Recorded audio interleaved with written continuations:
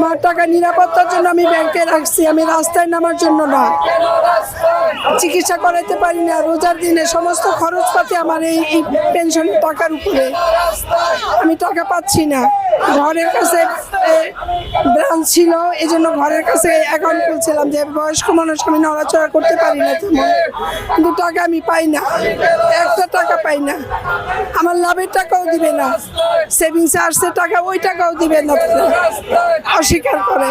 Order নাই, কিসের order? আমি কি অর্ডারের জন্য ব্যাংকে টাকা রাখছিলাম? ব্যাংকে টাকা রাখে মানুষ কেন? নিরাপত্তার জন্য।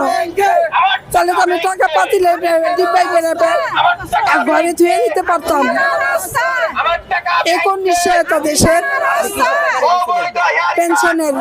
পেনশনের টাকা আছে, সঞ্চয়পত্র কিছু টাকা আমার আছে সঞ্চয়পত্র, কিন্তু ওটা তো হয় না। আমার এই মূল টাকা, আমার স্বামী নাই, আমি একা বিধবা মানুষ।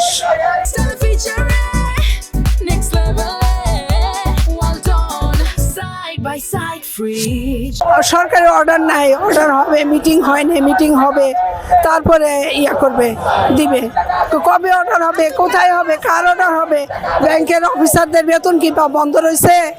আমাদের জমা টাকা রেখে তারা ব্যাংক দ্বারা করানোর চেষ্টা করতেছে। নতুন ব্যাংক, কিসের নতুন ব্যাংক? আমরা ব্যাংক টাকা রাখছি এসআইবিএল আমাদেরকে টাকা দিবে।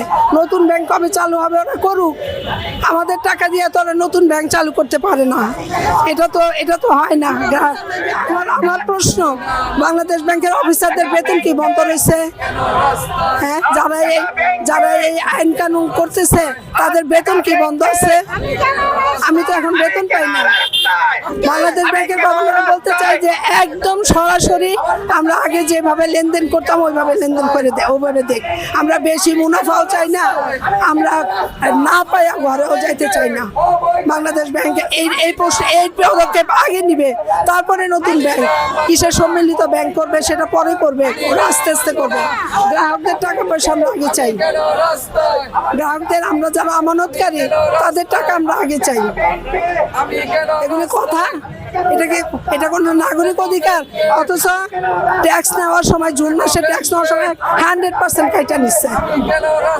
আমরা কেন কষ্ট করব? আমাদের কষ্টের পয়সা, আমাদের চুরির টাকা, আমরা ডাকাতি করে এনে রাখছি টাকা ব্যাংকে। মানিকনগরে আমি ওয়াবদা বিল্ডিংয়ে চাকরি করতাম, 36 বছর চাকরি করে রিটায়ার্ড করছি, ওই রিটায়ার্ডের পয়সা এগুলো রাখছি। কত রিটায়ার্ডের টাকা থাকে, এমনি তো ভেঙে কত টাকা খরচ হয়ে গেছে, কত কাজ লাগা থাকে। রিটায়ার্ডের 10 বছর, এতদিন টাকা থাকে, কয়টা টাকা ধরা রাখছি, এটারও কোনো বেনিফিট পাই না। আজকে 6 মাস